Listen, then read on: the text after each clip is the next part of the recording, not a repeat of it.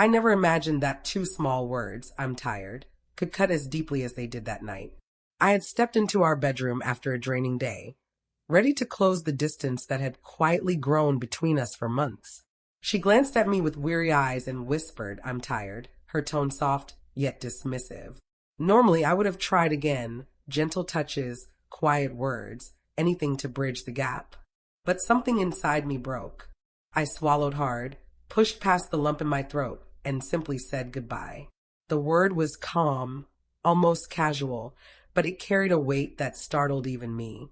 I left the room and didn't come back that night. 3 days later, the life I thought I knew collapsed in the harshest way. For months I had been trying to reignite the intimacy that once defined our marriage. In the early days, it had been so effortless. Late night conversations, spontaneous affection, our hearts and bodies moving in harmony. But lately, the light had faded. Her constant excuses, the dismissals, the way everything else seemed more important than me, it had worn me down. I found myself becoming a man I didn't recognize, pleading, insecure, desperate for scraps of attention, questioning my worth. And yet, when I walked away that night, I wasn't certain it was the right choice. It felt like drawing a line, though deep down I feared that line might be the edge of a cliff. The next morning, the house was eerily quiet. Too quiet. I buried myself in work, errands, phone calls, anything to drown out the echo of my own goodbye. By the second day, the anxiety gnawed at me, relentless. Images of her with someone else clawed at my mind, leaving me sick and restless. I had tried to trust her. Truly I had. But each dismissal, each laugh I wasn't part of, each night she claimed exhaustion, it chipped away at my faith. On the third day, I couldn't sit still anymore. I drove to her office, pretending I needed to talk about something important. My heart pounded, hands trembling, terrified of what I might find. And there she was, by the reception desk, laughing with a man I didn't recognize. At first, I tried to reason with myself. Maybe he was just a coworker. Maybe nothing was happening.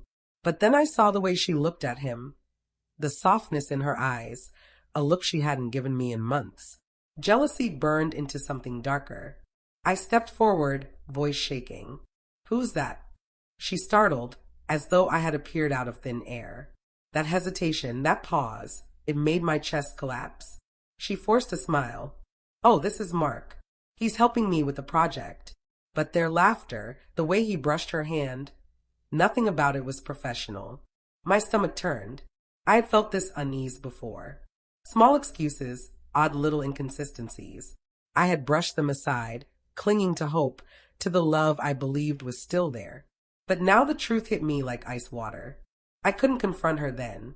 I just walked out, forcing my breath steady, forcing my legs not to sprint.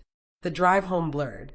Memories poured in, her head resting on my chest, her hand in mine during old movies, nights I stayed up making her tea when she was sick, the promises we once whispered.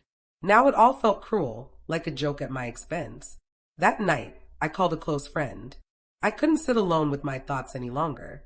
I told him everything, and he said something that pierced deeper than I expected. "It's not just about him. It's about how she's made you feel invisible." He was right. It wasn't only about the other man.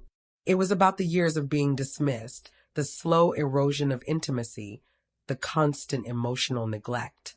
Her betrayal wasn't just in her actions with him. It was in every choice she made to shut me out, to turn away, to choose distance over closeness. The next morning, I packed a bag. No shouting, no begging, no pleas. I quietly gathered my things and left. For once, I didn't look back. She called that afternoon. Her voice cracked with panic, confusion, maybe regret. "Why are you leaving? Please don't go." I made a mistake. I closed my eyes, holding back the sting in my chest. "This isn't a mistake. It's a pattern. You made choices every day that told me I wasn't enough. I can't live like this anymore." She cried, a sound that once drew me close but now rang hollow.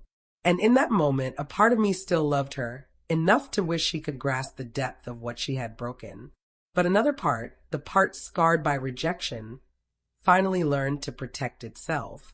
The weeks that followed were heavy with grief and silence. I mourned the marriage I thought I had, the love I had believed would last. I let myself remember the good without clinging to it, and I allowed myself to feel the betrayal without letting it consume me. Slowly, the darkness lifted. I started exercising again, reconnecting with friends, finding small joys in everyday moments. I realized leaving wasn't an end, it was a beginning, a chance to rediscover who I was without her shadow deciding my worth. The pain never vanished entirely. It lingered in quiet moments, in echoes of laughter that once belonged to us. But it dulled. I learned betrayal can break you, yes, but it can also teach you self-respect, the strength of boundaries, and the power of walking away when love turns to neglect. Months later, I heard through a friend that she had moved on. A new life, a new love, maybe happiness. For me, there was sorrow but also relief. Love was gone, yes, but dignity was restored. I no longer begged for affection or waited for her eyes to soften. I had said goodbye, and in that painful farewell, I had reclaimed myself. Even now, some nights I think of her, not with longing, but with acceptance.